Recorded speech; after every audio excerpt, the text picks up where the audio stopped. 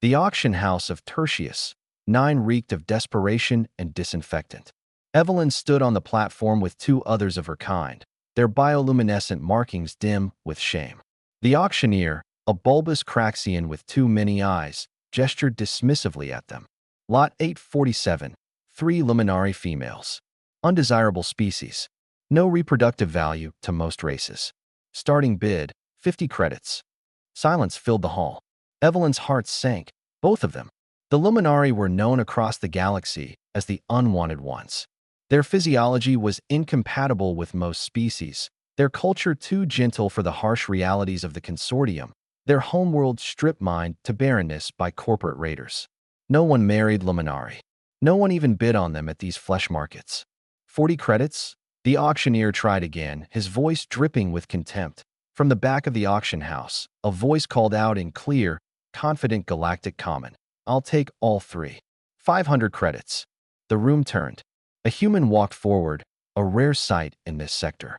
Humans were relatively new to the galactic stage. Their planet only contacted 30 standard years ago. They were considered primitive by most standards, though rumors of their tenacity in the frontier wars had begun to spread. Logan was tall by human standards, with dark hair streaked with premature gray and eyes that carried the weight of old sorrows. He wore practical clothing, a worker's jumpsuit with the insignia of a terraforming company on the shoulder. In his arms, he carried a small human child, perhaps 4 standard years old, with the same dark hair and curious hazel eyes. 500 credits for 3 Luminari. The auctioneer's greed overwhelmed his surprise. Sold. Though I must warn you, human, they're useless for breeding stock. I'm not looking for breeding stock, Logan said quietly, his voice cutting through the chatter. I'm looking for mothers. The transport ship was small but clean. Logan had set up comfortable quarters for the 3 Luminari women, giving them the only private cabin while he and his daughter, Maya, took the crew quarters.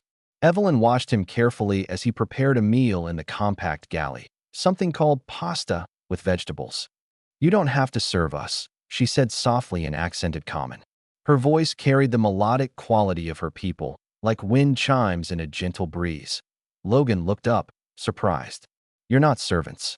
You're, well, I'm hoping you'll be family. The other 2 Luminari, Sarah and Lynn, exchanged glances. Sarah, the eldest, spoke. Human Logan, we don't understand. Why would you spend so much on our kind? We cannot bear your children. We cannot even share physical intimacy with your species. Our biochemistry is incompatible. What use are we to you? Logan set down the stirring spoon and picked up Maya, who had been playing with building blocks on the floor. The child looked at the 3 Luminari with open curiosity, not fear. 6 months ago, my wife died. Logan began, his voice steady but pained. Shuttle accident. Freak malfunction. She was coming back from the orbital station where she worked as a medical officer. Maya was 3. She asks for her mama every night. He paused, touching his daughter's hair gently. I'm a terraformer. I work 80-hour weeks turning dead rocks into livable worlds. It's dangerous, exhausting work, but it pays well. I can provide financially, but Maya needs more than money. She needs love, attention, education, care. She needs what I can't give her alone. She needs mothers. But why us? Evelyn asked, stepping closer. Why Luminari? Logan met her eyes. Because I did my research. Luminari are empathic, gentle, and devoted to community child-rearing on your homeworld. Your people don't have nuclear families. You raise children collectively, with multiple caregivers. That's exactly what Maya needs. And, he paused, his jaw tightening, because you deserve better than what the galaxy has given you. You bought us out of pity, Lynn asked, her markings flickering with emotion. No, Logan said firmly. I bought you out of mutual need. You needed freedom from that hellhole. Maya and I need family. I'm offering you a home, equal partnership in my household, full legal rights under human law, and a chance to help raise a child who desperately needs you. If you don't want this, I'll take you anywhere you want to go, with enough credits to start over. But I'm asking, begging, you to consider staying. Maya wiggled out of her father's arms and walked up to Evelyn, tilting her head back to look at the tall, alien woman. The Luminari stood nearly 7 feet tall, with silvery skin that pulsed with soft blue light. To most species, they were strange, off-putting. But Maya smiled. Pretty, the child said simply. Reaching up, Evelyn's markings flared bright with emotion. Without thinking, she knelt down and opened her arms. Maya walked into them, hugging the alien woman with complete trust. Evelyn's two hearts hammered in her chest as she held the small human child, something deep and primal awakening in her. The Luminari had no children of their own anymore. Their population scattered. Their birth rate collapsed after their world's destruction. Sarah's voice cracked when she spoke. How long has it been since we held a child? Too long, Lynn whispered, her own markings brightening. Far too long. 6 standard months later, the household on Logan's terraforming station operated like a well-tuned machine.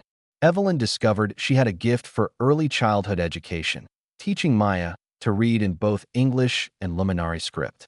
Sarah, it turned out, was a botanical genius, creating a garden in the station's hydroponics bay that rivaled anything on Earth.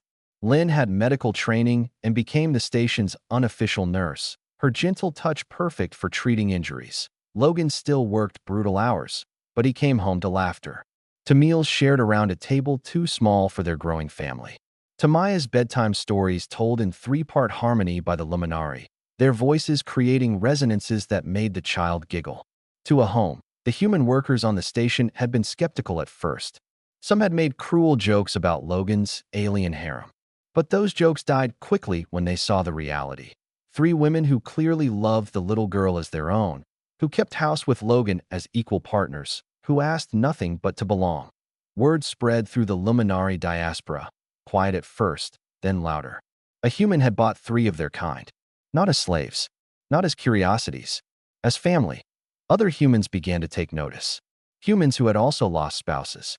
Humans who understood that family wasn't about biology. It was about choice, commitment, and love. The consortium noticed, too, with alarm, as humans began systematically purchasing undesirable species from the flesh markets and offering them homes, partnerships, employment. Evelyn stood in the garden one evening, watching Maya chase glowbugs between the plants while Sarah laughed. Logan came up beside her, tired from his shift, but smiling. "Thank you," Evelyn said quietly, "for seeing us, for giving us this." Logan shook his head. "Thank you. You gave my daughter her joy back. You gave me a reason to come home. That's worth more than any amount of credits." Maya ran up, her hands cupped around a glowbug. "Mama Evelyn." "Look." Evelyn's markings blazed with joy. "Mama." The child called her Mama now. "I see it. Little star," she said, kneeling down. "Beautiful, isn't it?" Logan watched his strange, perfect family and understood what the galaxy had failed to grasp. Humanity's greatest strength wasn't their technology or their tenacity. It was their infinite capacity to look at the rejected, the unwanted, the broken, and see family.end.